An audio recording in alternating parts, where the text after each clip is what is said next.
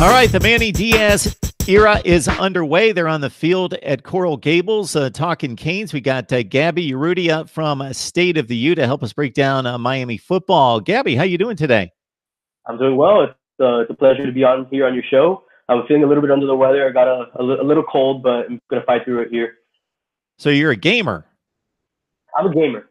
You know, the lights come on and I'm here to show out. There we go. We appreciate you doing this for us. Obviously, the Canes are in camp here, have been for about a week. So let's get down to basically you've been out there for as much as the media gets access. You've seen them each and every day. What are some of the storylines? Obviously, we start at quarterback. That's the big competition with Tate Martel's eligibility and now a three-man quarterback battle. But you can start there and kind of take us through what has caught your eye thus far. Well, I mean, starting at the quarterback position, the one thing that I really like that I see that this program really needed was that there's a legitimate quarterback competition going on. Cozy Perry is kind of the incumbent starter. He has the most starting experience out of any of the quarterbacks, including the transfer from Ohio State, Tate Martel. And it's nothing's given to him. He's leading the repetitions. He's going first generally in all the drills. But you can tell, especially from Manny Diaz's comments, that there's going to be a real competition that, you know, nothing's going to be handed to anybody. It's going to be whoever goes out there, performs the best. And, you know, through 3 days, everyone's had their ups and downs. Cozy's looked good at times. He struggled a little bit with like the short to intermediate routes. He puts good, like he could throw the ball. Like Cam was saying it on your show the other day. He could throw the ball as far as anybody, 80 yards if you wanted to. But, you know, there's other things that go into it. And Tate Martel kind of struggled. He struggled a little bit. The first day on that Tuesday of spring practice, his ball was coming out a little wobbly.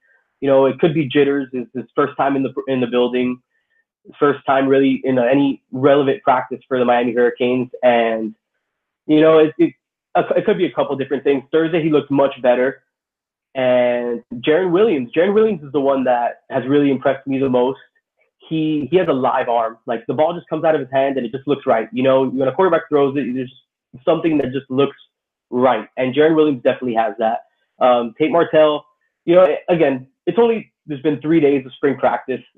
There's not a lot really that we're seeing. Like you mentioned, we only get to see a certain part, but the quarterback competition it's going to be alive. It's going to be legitimate, and it's exciting. I mean, they all have shown flashes of good stuff.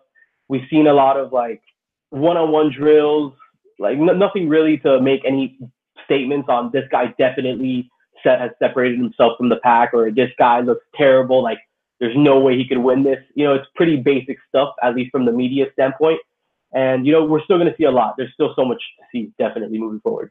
Mark Rogers TV, the voice of college football, breaking down Miami. We got Gabby Urrutia from State of the U online with us to help talk up the Canes. Would like to remind you and encourage you to support the channel. If you enjoy the conversation, the discussion, the debate, the analysis that we bring on a daily basis, please like, comment, share the video, subscribe, of course. You can also grab the Amazon link in any of the description section of any of the videos to support the channel. You don't have to buy the product, just use the link. Also, join us on Patreon, where we will have exclusive content there. Is there another position out there, Gabby, in addition to the quarterback position, that's grabbed your attention?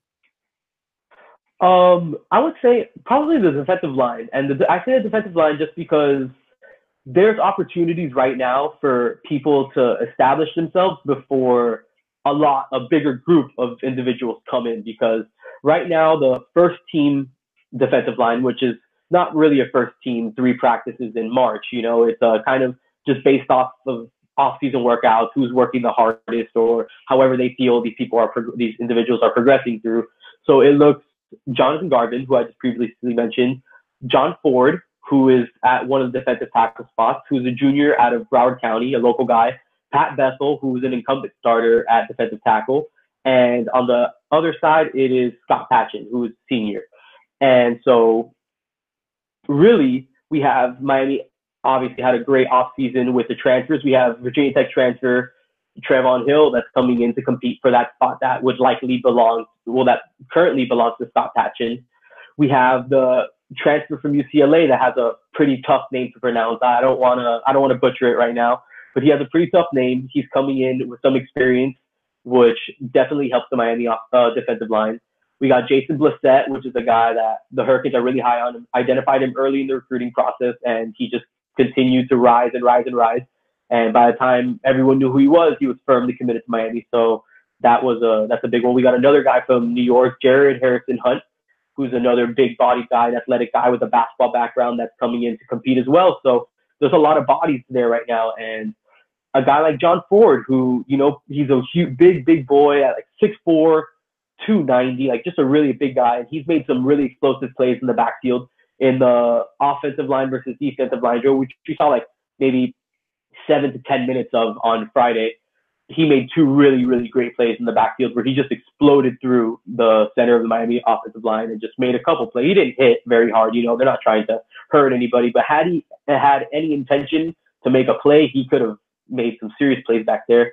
In the second team, we have Nesta Silverio, who's kind of the guy that Miami fans are kind of hoping really takes that next step and becomes the other starting defensive tackle. He was a really highly touted guy out of Plantation American Heritage. He came out in the same class. Well, he was in the same class, same team as Tyson Campbell, the 5-star freshman that played a lot at Georgia last year, and Patrick Surtain, who starred at Alabama, of course. And so he was the guy that came in that Miami Hurricane fans are really excited about. So he made a couple plays that actually garnered some love from Manny Diaz. Manny Diaz came, kind of gave him a little tap on the helmet, told him good job. It was a really, really explosive play, and we need to see more of that before these guys come in, because that's when the real competition is going to start. When all these bodies start getting in there, and when the defensive line isn't 2 deep and it becomes 3, almost 4 deep, then it becomes a lot harder, just repetition-wise, to really make a statement. So now's the time for guys like John Ford and Nesta Silverio to come in and make some plays.